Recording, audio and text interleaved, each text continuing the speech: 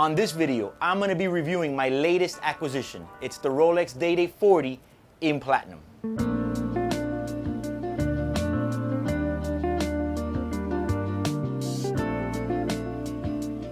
The DayDate in Platinum has been a watch that has always gotten my attention, even with the DayDate 2. The thing is, right now there's not a lot of merchandise going around, and it's been quite hard to find good merchandise. When I saw this watch, I knew I immediately had to have it.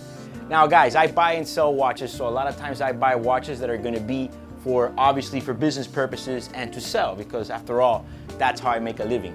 But then there's times that I see some pieces that they purely just talk to me, and I know I have to have them. And this was one of those scenarios.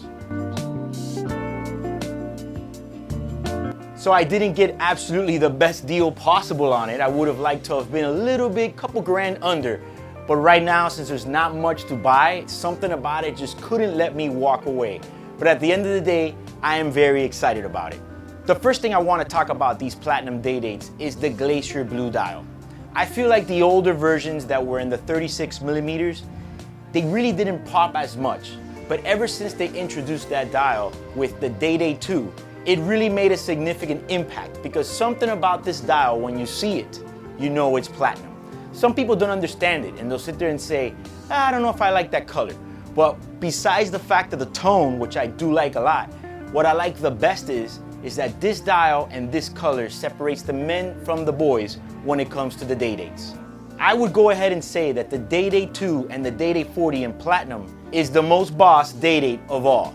But either way, let's talk about this one. The first thing that got my attention on this watch is that it has the Roman numerals, which is the new style of the DayDate 40, which are deconstructed, but it comes with that anodized blue hands. That just completely pops.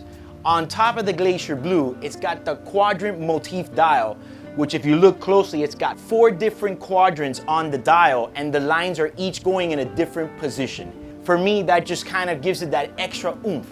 Don't get me wrong, the standard Glacier Blue with the Roman is nice, but I think the Mac Daddy of all when it comes to the DayDate 40 lineup is this dial.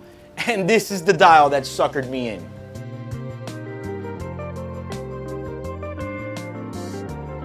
One of the unique features of DayDate President in Platinum is that the bezel comes smooth. A lot of people don't like that. They say they prefer the fluted bezel. I mean, I am also a fan of the fluted bezel, but I just like the way that it looks. Just knowing that whoever doesn't know is gonna think it's a DateJust, for me, that's a win. These people know what they're doing when they design these watches, and they want something that's completely different than the standard gold versions. And I understand why they're doing that. Otherwise, it would just look like an ordinary white gold President. Going back now to the dial. The thing about this dial combination that I like the most is, like I mentioned earlier, that it obviously means it's platinum. But there's also different colors of dials available. And in the older version with the DayDate 2, you can get some of the same dial combinations that were available in the white gold. In that case, if you're not an expert, it can tell the difference in the color of metal. The one thing that would tell you what it is would be the bezel. And I, for one, like the smooth bezel on the Platinum. Since I was talking about the actual color of the metal, white gold tends to have a little bit more of a duller, yellowy look. Even right out the box when they're brand new, it's not that it doesn't look white. The thing is that Platinum has that real bright white, which I tend to love the most. Now, you guys have heard me use the term many times about a heavy hitter. And I'm gonna tell you something, that the DayDate in Platinum is a heavy hitter, both figuratively and literally speaking. The watch is incredibly heavy. I would say it's almost twice the weight of a regular gold model. Platinum is just very heavy, and that's another thing that I like the most about it. It's just something completely different that you don't get out of the other watches. That being said, I would say that the DayDate 40 in Platinum is the ultimate understated watch.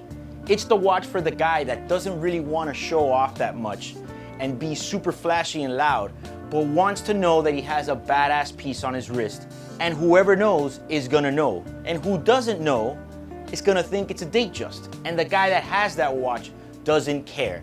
When I wear this watch, I don't care if the unexperienced think it's a stainless steel watch. I don't really care. I buy this watch because I like it. I buy it for me. I know what it is. And it's almost for the people that know are the ones that are initiated in the heavy piece watch game. The only unfortunate thing I want to say about it is, believe it or not, you have to reality check people all the time.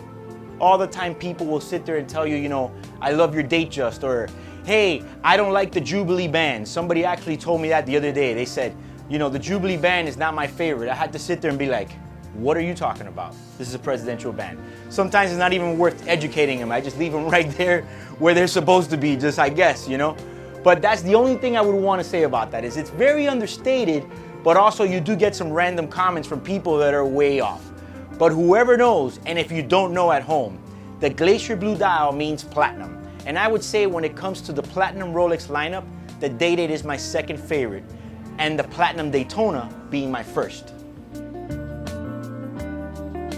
So let's talk a little bit about price and value. I think right now the DayDate 40 in Platinum is one of those few watches where you can still get one under retail. Right now the way the market is that everything's on fire. The retail price is $63,250, which really puts it at a boss level. But you can probably pick one up in the mid 50s. I would say if you're lucky, you could probably pick one up for 50,000. But even if you pay 55, 57, you're still under retail, which right now, there's not too many options there in that price range. So you get a lot of value. I did a previous video talking about how gold was rising and how the watch prices have kind of stayed the same in relation to the gold price, not demand. Perfect example right now with these DayDates. Platinum is in the gutter, and it's probably about half of its highest point in the last 10 years as value. But yet the Platinum DayDate has steadily rose in the last 3 years. See what I was talking about earlier? The thing is, when you have a watch and it has brand behind it, that preserves the price and the value, not just the metal that it's made out of.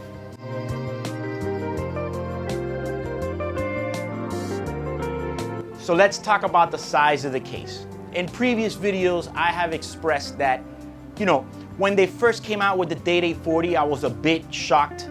I kind of felt that maybe what they should have done would have been the DayDate 41.